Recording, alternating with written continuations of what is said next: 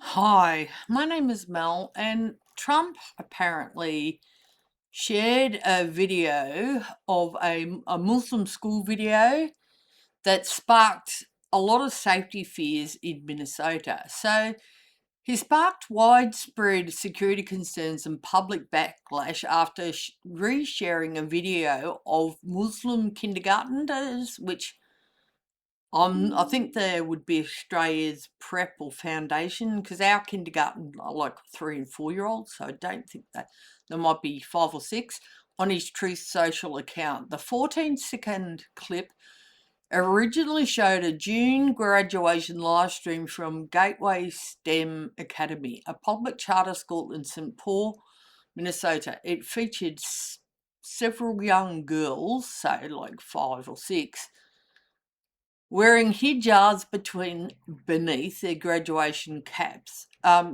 Trump amplified a post from the account End Wokeness that stated public school in St. Paul, Minnesota. Every girl is in a hijab in kindergarten. The reshared post quickly drew severe condemnation from local leaders, advocacy groups, and public figures who warn it places vulnerable children in danger. Well, it definitely does, but what he thinks wokeness is little girls wearing hijabs. He's not aware that that's not wokeness, that's conservative religion. It's not wokeness. I don't know what he's on about. It's not nothing to do with wokeness. I mean, are you going to stop little boys from wearing yarmulkes or children from wearing crosses or kids from wearing saris or whatever religious figures? I mean, are you really? I mean, look, I'm not a fan of little kids having to wear religious stuff like hijabs or whatever, but they're not my kids. It's also probably not my business. Now, obviously, I do worry about these kids. I mean, the safety of these kids, the Islamophobia is getting out of hand. I mean, look, I'm not a fan of any religion. I'm really not a fan of any of them. They're all as bad as each other. Now, currently, perhaps, maybe in some places, extreme Islam is more risk than extreme Christianity, but extreme Christianity and extreme Hinduism and whatever else is just as much of a threat than that. I mean, we've got to start looking at people, not just the religion. So there are conversations to be had about making children who are, like that age, wearing any religious symbols, or educating them in religious schools or forcing them to attend religious services. But the conversation can't just be centered on Islam. I'm not a fan of Islam, trust me, but I'm like, this is absurd. I mean, I've met plenty of really good Muslim people, met plenty of good Christians and Hindus, blah, blah, blah. We could keep going. And atheist, I'm an atheist. And I don't think sharing this and saying it's wokeness, how is this wokeness? I mean, like, because we're saying, you know what? Okay, if you're going to allow, parents or children to wear any religious symbol, then you've got to allow them all religions, and hijab is a religious thing or whatever. I mean, what on earth are you talking about? It's nothing to do with wokeness or anything really. I mean, it's something to do with their particular brand of that particular religion. So safety concerns and some local outrage. So CARE condemnation. The Council on American Islamic Relations, or CARE, and its Minnesota chapter has slammed the post as inflammatory. Well, yes. Anti-Muslim bigotry, yes. That directly compromises students' safety. Yes, it does, and the families, and this kindergarten or school's safety. I mean, look, the conversations around it can't be centered on particular school, and especially showing a video of children.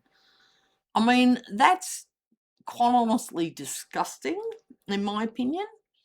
And I think it really puts a lot of threat where it's just it's inflaming a lot of bigotry and hatred for bullshit reasons, quite honestly. And that's not wokeness, that's just common sense.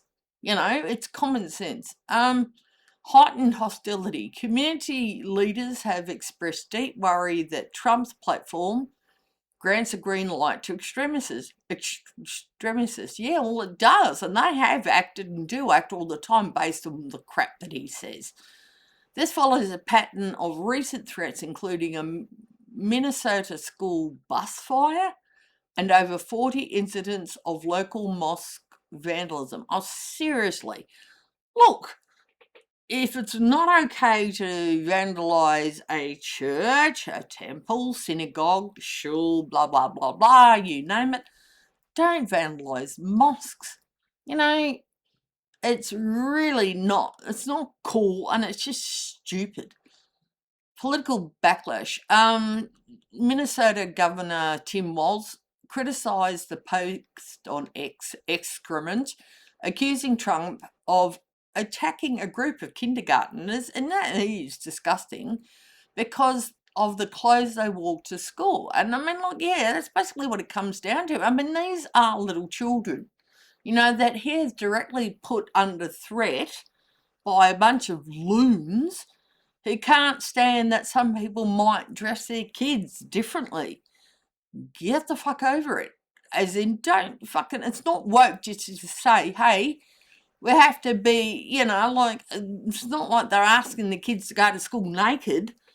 That'd be a thing to get worried about. But, I mean, hijabs, you don't have to agree with it, or yarmulke or crosses yet. I personally don't know that I agree with putting those on children, but guess what? It's not my decision. They're not my kids.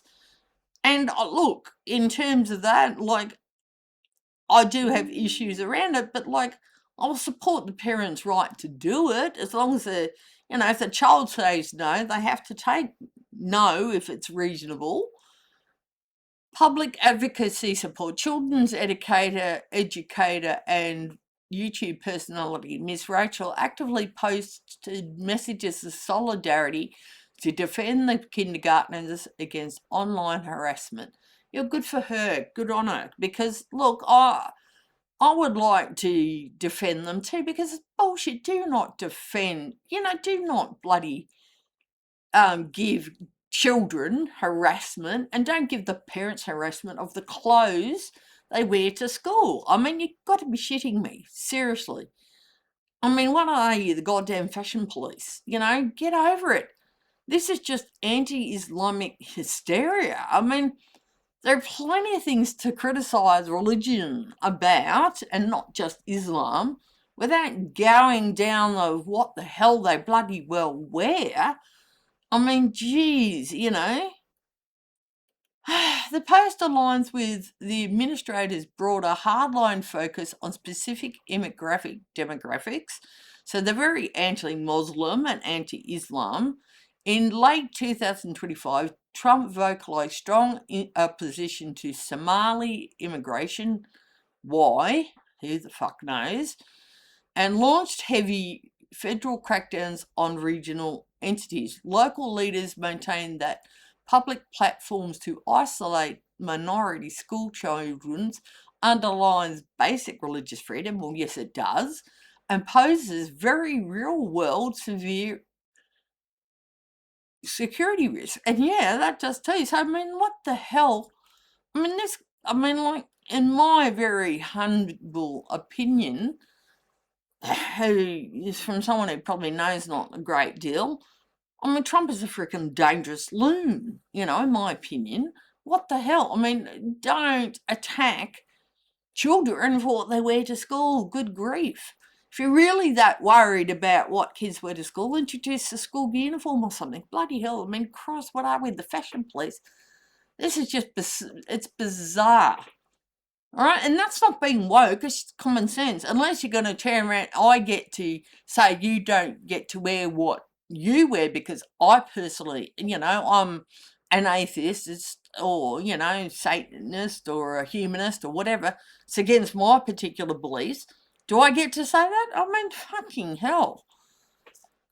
There was an emergency press conference because as of Wednesday, the 8th of July 2026, immediate fallout has shifted to physical gatherings and safety protocols. So there was an emergency press conference. Local faith leaders, union representatives, and Somali community elders held an emergency press conference at Carmel Mall in Minneapolis, a central hub for the local Somali community. The location was symbolic as it has been a rallying point for previous crisis. Well, good for them. I'm glad. I hope other people are stepping in and supporting them. Key messages, speeches, including Iman Abdi Salam Adam of East African Elementary School, emphasised that this is not an isolated social media event, but a green light for physical violence, which I have to say I agree with him there. They cited a direct correlation between high-profile political rhetoric and subsequent hate crimes in Minnesota. I mean, spare me, please. I mean, yeah, hate crimes. Why? You want to hate people just because they're different, a different culture, different religion, different skin colour. I mean, people are so petty. Please step in and support these community members. You don't have to be Somali or Muslim to step in and do the right thing and stop them from being persecuted. This is just ridiculous. It's harmful and it's dangerous, and it's like putting little kids in a spotlight that they shouldn't have been in. Trump is a pile of dingo's kidneys, quite honestly. The school response, Gateway STEM Academy, the kindergarten, I think, to Year 8 charter school in St. Paul featured in the video has been forced to review its digital security and physical safety protocols. Well, look, definitely not an expert. I've just finished a diploma in cybersecurity. Can check it out whatever I can remotely from Australia completely for free for them if they want. I can help them completely free. I'm not going to charge because that's just the right thing to do. Parents have expressed terror that the viral nature of the post, which clearly identifies the school and the kids, makes their children soft targets for extremists. Yeah, it does. And those poor children and those poor parents, if you cannot feel compassion or empathy for these people, you are honestly just a pile of crap. So, look, it showed about 21 children singing on a stage. And the controversy, the end wokeness, and I don't see how this is woke, quite honestly, expecting a basic, count of, expecting basic human decencies and not targeting children and not targeting people because they're a different religion, skin colour, culture, whatever than you. How is that freaking woke? I mean, there's white only or Christian only crap that's going on. That's so far right, it's not funny. Hey, let's have empathy and compassion and treat people with equity. That's not wokeness. It's just saying, hey, nobody deserves this crap. Is this been amplified by Trump because he's racist as all get out, in my opinion? Captioned at the public school in St. Paul. Oh, brother. So in the St. Paul area, which is home to one of the largest Somali diaspora in the US, it is culturally normative for young girls to wear hijabs. Now, you can think whatever you like about that, but as a parent, you dress your kid however you want or get them to dress in clothes you think is appropriate. Why can't they do the same? Local leaders argue that a pathologized a normal cultural practice to incite outrage. Now, I do think there's a conversation behind the children being forced to wear any religious symbol at all, but that's not part of the conversation right now. a pattern of recent violence. The community's fear is grounded in very real recent physical attacks in Minneapolis, St. Paul, not just online threats, which is no, the online threats are, it is a form of violence. You're making people feel unsafe.